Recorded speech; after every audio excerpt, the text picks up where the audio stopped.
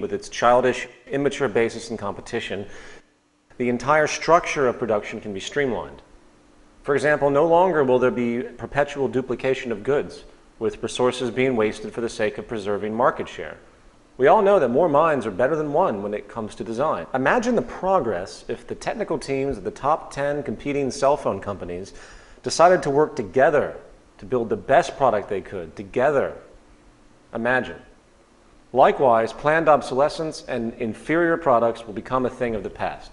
When companies compete, as they do today, they must cut their initial cost basis as strategically as possible, in turn, of course, cutting quality. This is how they stay competitive and keep their prices affordable.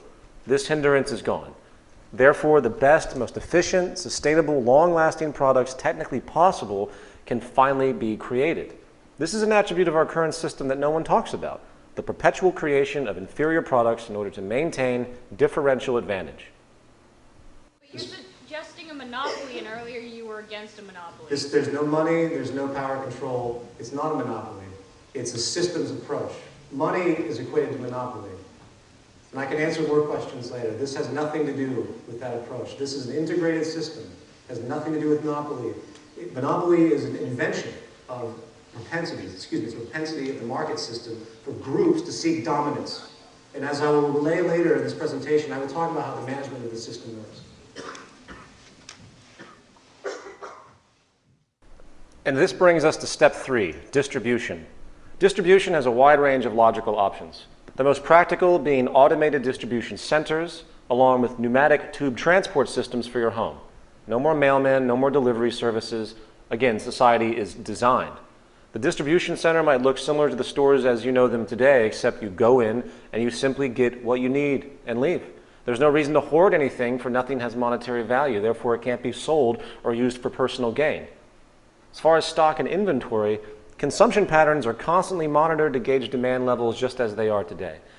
Resource and raw material acquisition and the production of goods are then adjusted in order to maintain a balanced load economy. Here, shortages and overruns will become a thing of the past. This again can be done from our central database program. And by the way, I hate to use lingo like central database program. It sounds so cold. But it's really just a form of management. It's a unified form of management. It's very simplistic, just so we can adjust things. To obtain a product, a person could also just go online, search for an item's function, select it, and request it. It would be available for pickup at a distribution center or automatic delivery soon after. No money, no trade, just access. And by the way, we'll talk about the concept of property in a moment. Step 4. Optimized recycling of products that become outdated or inoperable. This step actually begins at the production stage, for each product design has had incorporated into it the consideration of recycling. Nothing ever used in production would be unsustainable or unrecyclable in any way unless there was simply no other option and the product was absolutely dire. This is strategically considered to make sure all older products are reused to the maximum amount enabled by known methods, reducing waste. The negative retroactions of all production processes are taken into account and adjusted accordingly at the production level initially. No more landfills, no more dumps of waste. We reuse as much as possible, deliberately. Okay, so now we're going to take all the concepts we've just mentioned and put them into the larger context of so-called government. I think Dr. Ralph Linton put it best. The tremendous and still accelerating development of science and technology has not been accompanied by an equal development in social, economic, and political patterns. It is safe to predict that such social inventions such as modern-type capitalism, fascism, and communism will be regarded as primitive experiments directed towards the adjustment of modern society to modern methods. So first, we need to take a step back and ask ourselves the question, what is the point of governance? What is truly relevant to the integrity and fluidity of society? If you break the chain of conditioning regarding everything that you have been taught about the concepts of government, which includes power, laws, money, budgets, politicians, defense, and so-called democratic elections, you realize that social organization is much more simple. It could be so much more simplistic and with substantially less stress and concern. Government should be simply a process, if you will. centered around what matters to maintain society and the well-being of the human population.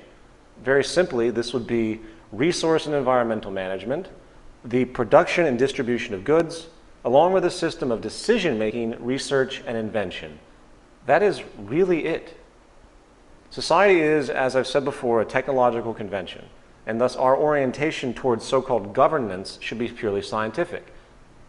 As far as the first two components, we have already accomplished this with our central database program. It is, again, an Earth-wide autonomic sensor system with environmental sensors in all relevant areas of the planet, monitoring and generating industrial electronic feedback regarding resources and production distribution operations. I know it sounds massive and science fiction oriented, but it can be done. It's done every day in detached ways. It's just not applied on a larger scale.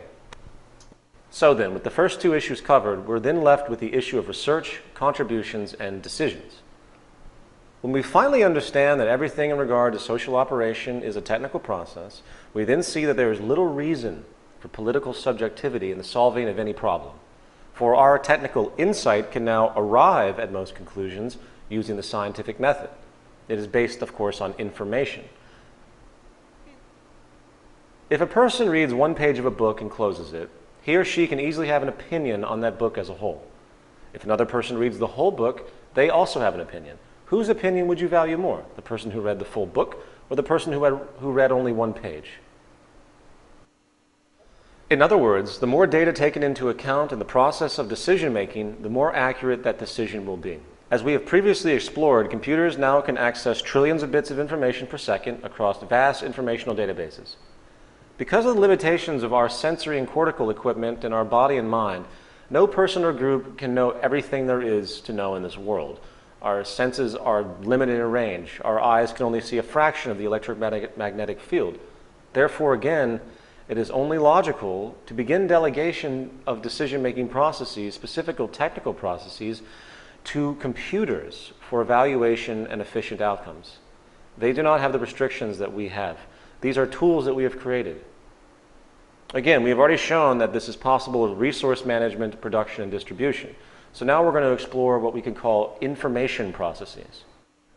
This is a rather complex point and falls in the realm of what could be called artificial intelligence, or machines programmed to run processes that kind of mimic the procedural processes of human thought. Artificial intelligence is, of course, subject to some tremendously silly assumptions today. The most, of course, common being portrayed in movies where the intelligent machines invariably decide, to take over humanity, or some other biased notion of contempt.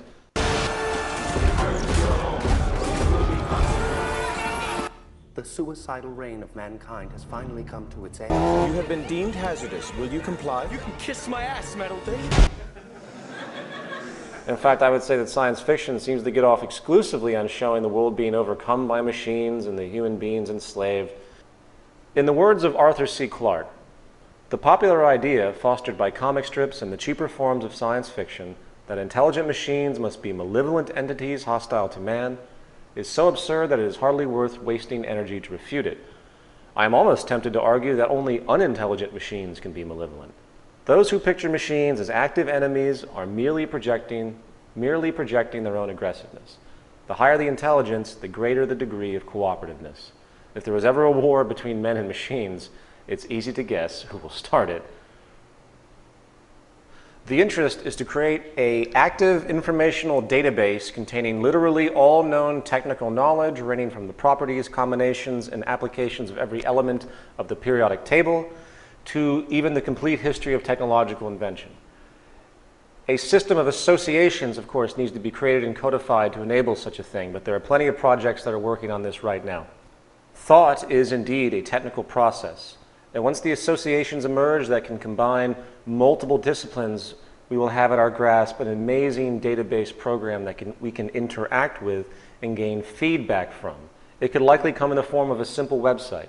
You would pose a problem or question to the database, and it would give the best possible feedback based on the current state of knowledge at that point in time. No different than interfacing with a calculator, but this new calculator has a powerful associative system and an extensive database of knowledge that can not only understand and compute math, it can integrate physics, biology, and other aspects into a unified, concentrated awareness. Say I had an idea for aeronautics. I would enter in my schematics in language codified that the machine would understand. The machine would say, "Whoop,"